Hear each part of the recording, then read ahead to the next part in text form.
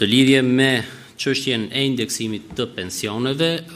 kjo është një çështje të cilën ne jemi duke diskutuar me Institutin e Sigurimeve Shoqërore, kjo dhe për shkak të realizimit të ardhurave. Kemi krijuar hapësirat e nevojshme buxhetore për të krijuar mundësinë që të afrojmë procesin e indeksimit nga muaji tetor në muaj qershor apo korrik. Megjithatë, kjo është një çështje vendimarrje, të cilën besoj do ta ndajmë me juve sapo të kemi dakordsinë me Institutin e Sigurimeve Shoqërore dhe Shëndetësore. Për sa i përket pyetjes së dytë që lidheshte me pjesën e fermerëve,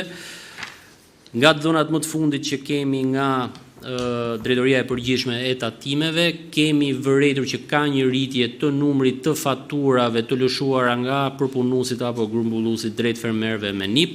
ka një rritje me mbi 23%,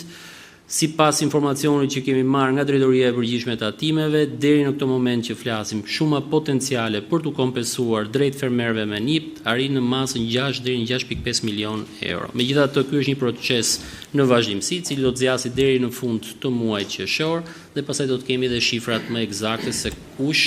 është vlera eksakte që do të kompensohet drejt për drejt në llogaritë e fermerëve. Në lidhje me sigurimin e detyrueshëm, projektligji tashmë është ndarë me të gjitha ministritë dhe ne jemi duke bashkërenduar me ministritë në lidhje me ndryshimet më të fundit që do t'i bëjmë këtij ligji. Shpresojmë që brenda 6 mujorit të parë të këtij viti, pra deri në fund të muajit qershor, maksimumi deri në korrik, kemi mundësi ta përcjellim në qeveri për miratim ligjin për sigurimin e detyrueshëm. Për sa i përket ecurisë së shpenzimeve, shpenzimet buxhetore në fakt kanë ndjekur një trajektore të qëndrueshme. Për 4 mujorin e parë të këtij viti, niveli i realizimit të shpenzimeve buxhetore ka qenë në masën 95.2%,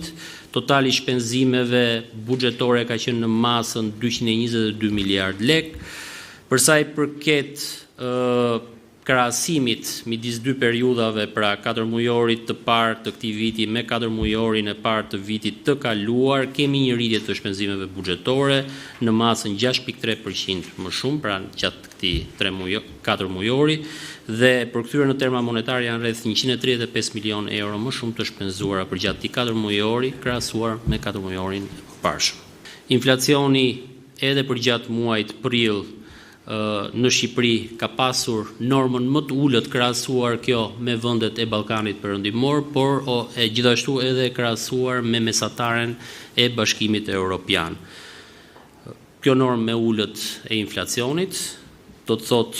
një tregues ose është një tregues instabiliteti më të madh makroekonomik. Një çështje tjetër që do doja të ndaja me ju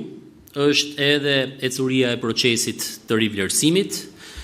Në fakt, në vetëm 2 muaj që nga momenti që ka filluar ky proces, të ardhurat e realizuara në buxhetin e shtetit kapin shifrën e 3.9 miliard lekëve, apo rreth 40 milion euro, çka në fakt dëshmon një interes të lartë të qytetarëve për këtë proces, por nga ana tjetër duke kontribuar edhe në rritjen e të ardhurave buxhetore. Të ardhurat e realizuara nga pushteti vendor për gjatë 3 mujorit të parë të vitit 2026 kam mësuar një rritje rekord me rreth 188% më shumë se sa 3 mujori i parë i vitit 2025,